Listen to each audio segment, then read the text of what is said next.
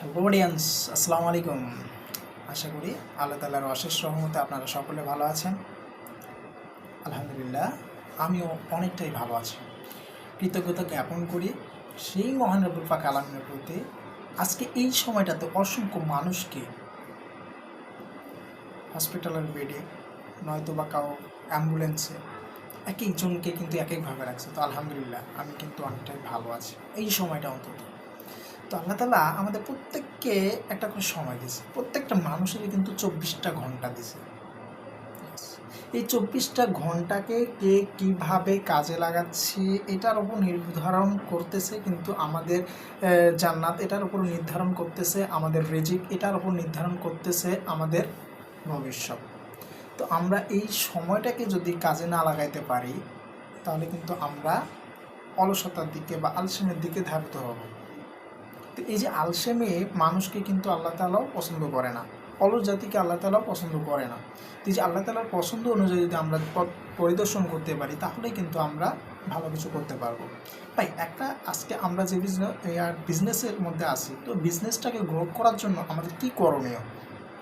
বা বিজনেস করার জন্য না কোনো করণীয় থাকে না, করণীয় থাকে সময়টাকে ভালোভাবে ব্যবহার করা, সময়টাকে আমরা কীভাবে ভালো কাজে লাগাতে পারতেছি কি না, এইটার উপর নির্ভর করে কিন্তু আপনার বিজনেসের গ্রোথটা।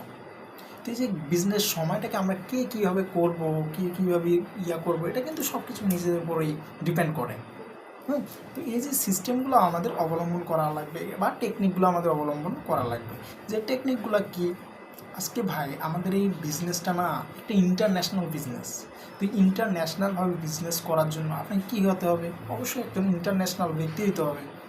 তো ইন্টারন্যাশনাল ব্যক্তি হওয়ার জন্য আপনার করণীয়, তো ইন্টারন্যাশনাল ব্যক্তি হওয়ার করণীয় হচ্ছে আপনার ট্রেনিং। এই ট্রেনিংয়ের মধ্যেই আপনার টেকনিক চলে আসবে, আর ট্রেনিং ছাড়া কোনো মানুষ কোনো কিছুই করতে পারে না। ধরেন আজকে আপনি যদি নামাজ পড়তে যান, নামাজ পড়তে গিয়ে আপনার কিন্তু আগে ভাগে অবশ্যই জানতে হবে, না জানলে কিন্তু আপনি ওইটাকে মানতে পারবেন না, রাইট? তো প্রত্যেকটা সিস্টেমেই বা প্রত্যেকটা সেক্টরেই কিন্তু জানার নামই কিন্তু আসল, আর মানার দায়িত্বটা কিন্তু আপনার, আমার। আমার দায়িত্বটা যদি আমি পালন করি তাহলে কিন্তু আমরা ভালো অবস্থান, ভালো একটা পরিস্থিতি আমাদের আসবে। এই জন্য ভাই আপনাকে প্রথমত ব্র্যান্ড হতে হবে নিজেকে। আমাদের এত সুন্দর একটা লিজিমাল সিস্টেম তৈরি করেছে, প্রত্যেক জায়গা থেকে একটা ব্র্যান্ড হতে পারবো, যে ব্র্যান্ডটা হইলে আমাদের মানুষ চিনবে, অসংখ্য মানুষের ভালো একটা অবস্থান তৈরি করতে পারবো। দিন শেষে আর যেটা হচ্ছে প্রোডাক্ট সম্পর্কে আমাদের জানতে হবে। দ্বিতীয় নম্বর যেটা হচ্ছে টিমটাকে বিল্ডিং কীভাবে, মানে টিমটাকে বিল্ডিংয়ে রূপান্তর করা যায় কীভাবে, মানে ভিত্তিটা যদি আমাদের ঠিক থাকে না, বিল্ডিং কিন্তু উপরে অবশ্যই ঠিক হয়ে যাবে। তো ভিত্তিটা কীভাবে করা যায়, মজবুত করা যায়, এই চিন্তা সবসময় আপনার রাখার লাগবে। চতুর্থ নম্বর যেটা হচ্ছে প্রযুক্তির ব্যবহার, মানে যোগাযোগ প্রযুক্তির ব্যবহারটাকে যদি আমরা ঠিকভাবে না করতে পারি তাহলে কিন্তু আমাদের গ্রোথটা খুব তাড়াতাড়ি হবে না।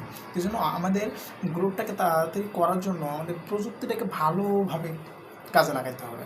যেমন আমি যে বিষয়গুলো উপস্থাপন করতেছি না, এটা কি কার মাধ্যমে? তথ্য প্রযুক্তির মাধ্যমে। তো এই প্রযুক্তিটাকে না এক একজন এক এক সিস্টেমে কিন্তু ব্যবহার করে। তো আপনি আপনার সিস্টেমটা, আপনার ব্রেনে যেভাবে সিস্টেমটা চলে আসে সেভাবে আপনি গ্রোথ করতে পারেন।